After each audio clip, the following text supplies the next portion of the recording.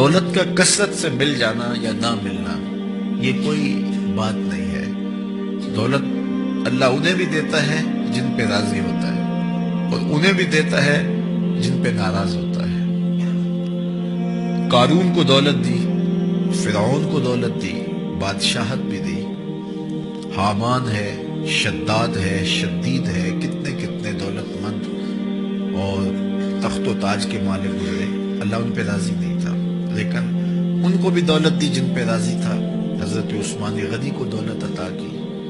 حضرت عبد الرحمن ابن عوف رضی اللہ تعالیٰ عنہ کو صحابہ میں سب سے زیادہ دولت مند حضرت عبد الرحمن ابن عوف تھے، ان کو بھی دولت عطا کی. اور بھی لوگوں کو، حضرت سلیمان کو پیغمبری بھی دی، دولت بھی دی، بادشاہت بھی دی.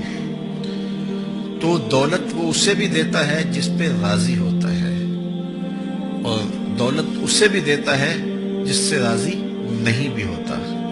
لیکن فقاہت فی الدین، دین کی سمجھ صرف اسے دیتا ہے جس پہ راضی ہوتا ہے. تو جس کو دین کا فہم دے دیا گیا، دین کی سمجھ دے دی گئی، اللہ تعالیٰ اس پہ راضی ہے.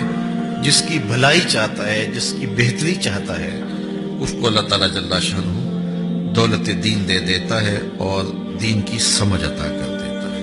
حضور علیہ السلام کا ایک اور فرمان سن لیجئے. جو ایسے راستے پہ چلا جس میں وہ علم کی تلاش کرتا تھا، جو علم طلب کرنے کے لیے کسی راہ کا مسافر ہوا، سہل اللہ لہ بہ طریقا الی الجنہ، تو وہ جنت کے راستے پہ چلا. جتنے قدم اٹھاتا ہے وہ جنت کی طرف قریب ہوتا چلا جاتا ہے. تو راہ علم کے سفر میں اللہ نے اتنی برکتیں رکھی ہیں. حضرت سلیمان علیہ السلام کو اللہ نے اختیار دیا، یا دولت لے لو، یا بادشاہت لے لو، یا پھر علم لے لو. ان تین چیزوں میں اللہ نے ان کو ایک چیز اختیار کرنے کا اختیار دیا. یا دولت لے لو، یا بادشاہت لے لو، یا علم لے لو. انہوں نے کہا مالک مجھے علم دے دے. کہا اچھا تو نے علم کو اختیار کیا، دولت اور بادشاہت اس کے صدقے دے دے.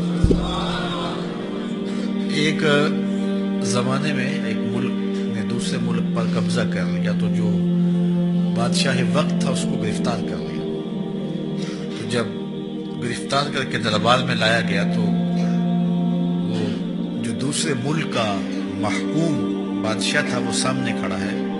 تو اس نے اس کو کہا کہ میں بھی چونکہ بادشاہ ہوں اور تم بھی اس سلطنت کے شہنشاہ رہے ہو، تو میں تمہیں قتل نہیں کرتا، تمہیں معاف کرتا ہوں، اور اب اس ملک میں میں تمہیں کوئی عہدہ دینا چاہتا ہوں. اب تم بتاؤ تم کون سا عہدہ قبول کرو گے. اب ہمارے حکمران ہوتے ہیں وہ کہتے ہیں وزیر خزانہ لگا دو، لیکن اس نے کہا مجھے معلم لگا دو، مجھے ٹیچر لگا دو. تو وہ بادشاہ ہنس پڑا، کہنے لگا پھر دوبارہ بادشاہی چاہتے ہو. تو یہ بادشاہی ہے، یہ شہنشاہی ہے. تو جو راہ علم پہ چلا وہ جنت کے راستے پہ چلا، اللہ اس کے لیے جنت کی راہیں بھی آسان کر دیتا ہے، اور دنیا پہ بھی اللہ تعالیٰ اس کو عزتوں سے نوازتا ہے. تعلیم و تعلم کا جہان حقیقی جہان ہے. تو باقاعدہ 8 سال کا کورس کرے یہ تو ہر شخص کے لیے ممکن نہیں ہے، لیکن سب کے اوپر لازم ہے کہ وہ ضروریات دین سیکھے. ان میں نماز، روزہ، حج، زکوٰۃ. اگر کاروبار کرتا ہے تو کاروبار کے مسائل.